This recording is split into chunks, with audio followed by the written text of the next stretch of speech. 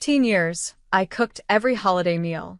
Turkey, pies, ham, casseroles. My hands blistered, my back ached, but I still showed up, apron tied, serving the very people who never once thanked me. Instead, they mocked me. "You're just a chef," my parents would sneer. "Do your service and don't dare force your way into this family. Your other sister is our real queen, our true daughter." Their laughter stung worse than hot oil on my skin. Year after year, I swallowed it. I told myself maybe this time they'd see me, not as the servant at their table, but as their blood, their child. But every holiday, the script was the same. I cooked, they mocked, and my sister basked in the glow of being their perfect one. My name is Claire Donovan. I'm 29 years old. And if you think you know how this ends, stay tuned. What happens when the hands that feed stop serving altogether? It was Thanksgiving when something inside me snapped. As my mother barked orders and my father chuckled at my lowly service, I dropped the carving knife, looked up, and said one word that stunned them. "No." The room froze. My sister's smug smile faltered. Mom's hand hovered midair, holding her wine glass. Dad's brow furrowed. "No," he repeated, like the word was foreign. I wiped my hands on my apron, untied the knot, and set it on the counter. "This is the last meal I cook for you." That Christmas, I didn't show up. No pies. No ham. No meat. Just silence, and a raw turkey sitting untouched on their counter, mocking them the way they once mocked me. It was the first taste of hunger they couldn't laugh away. Christmas morning, my phone buzzed nonstop. First came the text from Mom. "Where are you? The turkey isn't in the oven. You're late.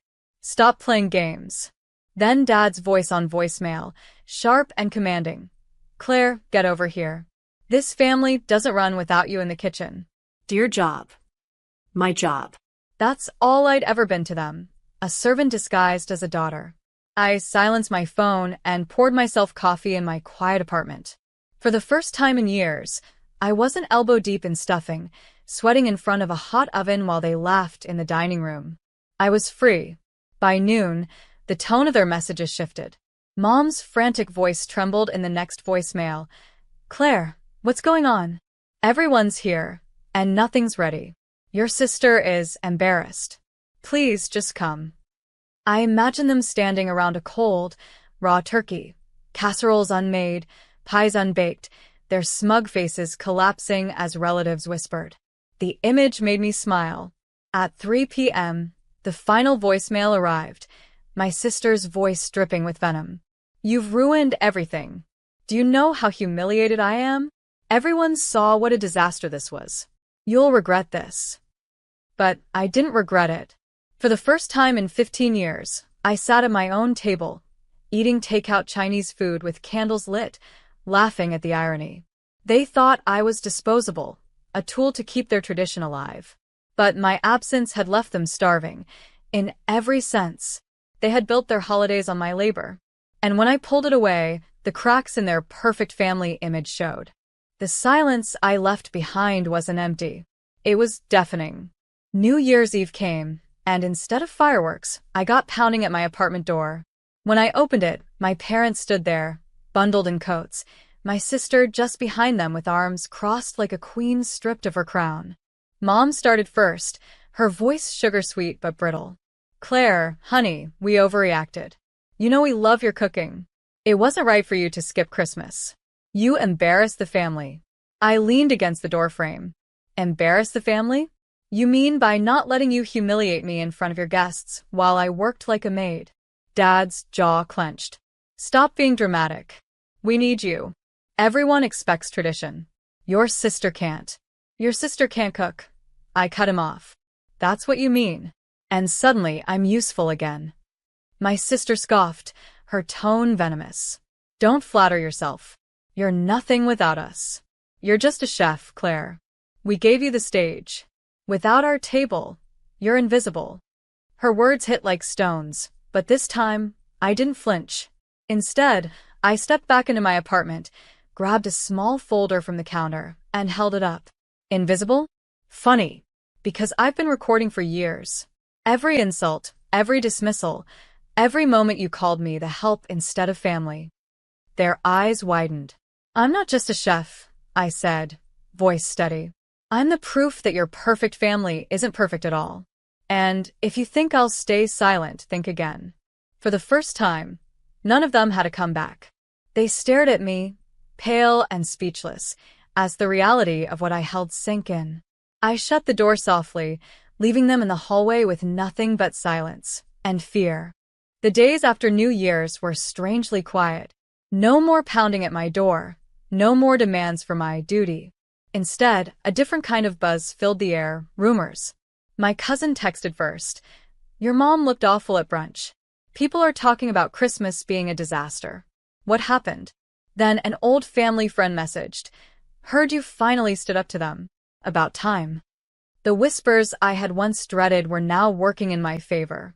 The truth had begun to leak out, piece by piece, and the perfect image my parents had crafted around my queen sister was cracking. Meanwhile, the folder sat on my desk like a loaded weapon. Years of insults scribbled in journals. Voice recordings from dinners where I was ordered to serve, not sit. Even photos of me cooking alone in the kitchen while the rest of them posed for family pictures without me. I didn't send anything out. Not yet. But I let them know I could. One carefully worded email. "I have everything documented. Stop treating me like I'm disposable, or the world will see exactly how disposable you made me feel." Within an hour, Dad replied, "Let's talk. Don't do anything rash." For once, they were afraid of me. That weekend, Mom showed up at my apartment again, this time with trembling hands and no rehearsed speeches. She tried to smile, but her eyes betrayed her. "Claire, you wouldn't really share that, would you? It would ruin us." I looked her in the eye and finally said the words I'd waited years to speak.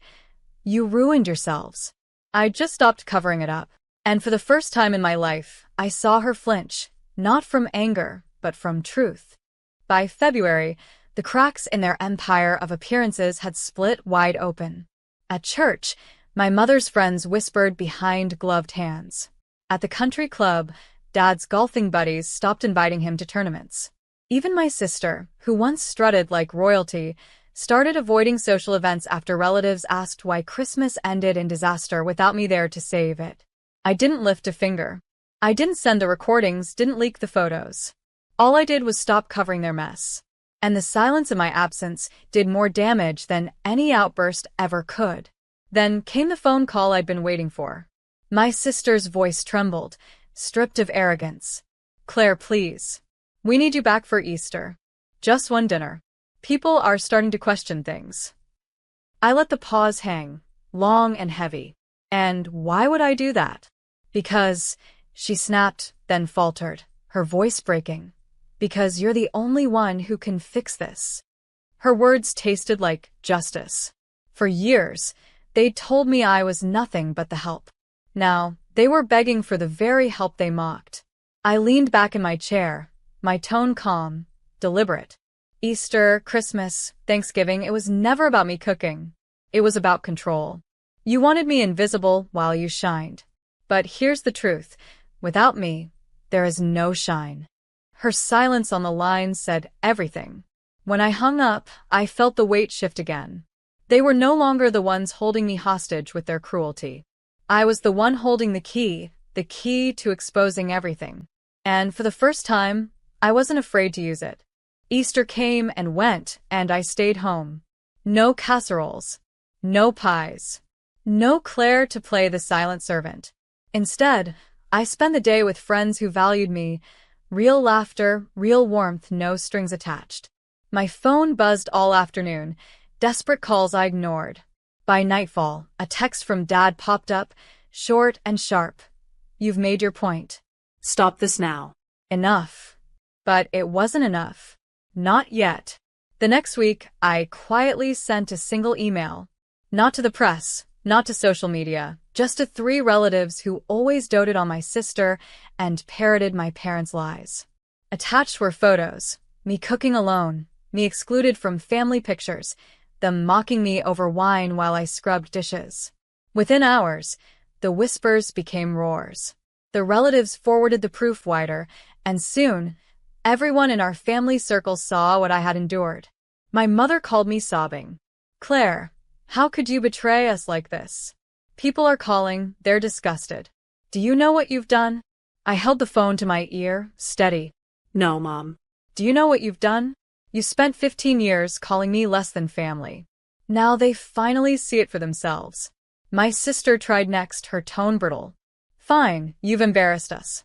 But if you care at all about this family's future, you'll stop. I almost laughed. Future? You erased mine every time you called me. Just a chef. This isn't about family. This is about truth. The line went dead, and for the first time, I didn't feel guilt. I felt free. They wanted me invisible. Instead, I had made them transparent. By summer, the damage was irreversible. My mother stopped showing her face at church. My father's business partners grew distant, worried about being linked to a family under constant whispers. And my sister, the so-called queen, saw her friends dwindle, one by one, as people replayed my proof in hushed living rooms. Their perfect image had collapsed. Then one evening, I got an envelope in the mail. Inside, a handwritten letter from Mom. The same elegant script she used for holiday invitations now wavered across the page. Claire, please stop. We can't handle this shame. We'll do anything if you just put this to rest. The words might have broken me once. But now? They were hollow. I remembered every Thanksgiving where they laughed while I sweated in the kitchen. Every Christmas where I was ordered to serve, not celebrate. Every Easter where I was invisible in photos because I was still scrubbing pans. Now the roles had flipped. They were the ones scrubbing at stains that wouldn't come out. I called Mom, and when she answered, her voice cracked. Claire, tell me what you want. Money? Apologies? Your sister will apologize, too. Just please end this. I took a long breath, steady. What I want is simple. Acknowledgement. You treated me like a servant, not a daughter. You erased me. And now everyone sees it. That's not betrayal, Mom. That's justice. Her silence said more than her words ever could. When I hung up, I realized I didn't need them to grovel anymore. Their punishment was living in the wreckage they built with their own cruelty. The silence I once dreaded had become my sweetest revenge. Thanksgiving came again, 1 year after the day I first said no. I woke that morning to the quiet hum of my own kitchen. Not chaos, not demands, not ridicule. Just peace. The smell of cinnamon rolls drifted through the air as I baked for myself and a handful of friends I had invited over. People who valued me for who I was, not for what I could serve. Meanwhile, my phone buzzed with a single text from my cousin. Your parents tried again. Burn the turkey. Guests left early. It was pitiful. I laughed, a sound light and unforced. For once, their disaster wasn't my responsibility. It was their reality.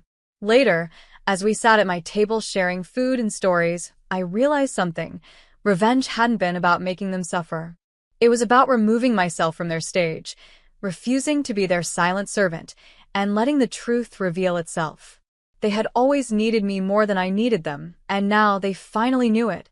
When the night quieted, I stepped outside, breathing in the crisp autumn air. My phone buzzed again, this time a voicemail from Mom, her voice weary, trembling. Claire, the house is so quiet without you. We didn't realize what we lost until it was gone. I didn't call back. I didn't need to, because for 15 years, they defined me as just a chef. But now I define myself, daughter, woman, creator, survivor. And the silence they once forced on me? It was mine now, peaceful, earned, and undeniable.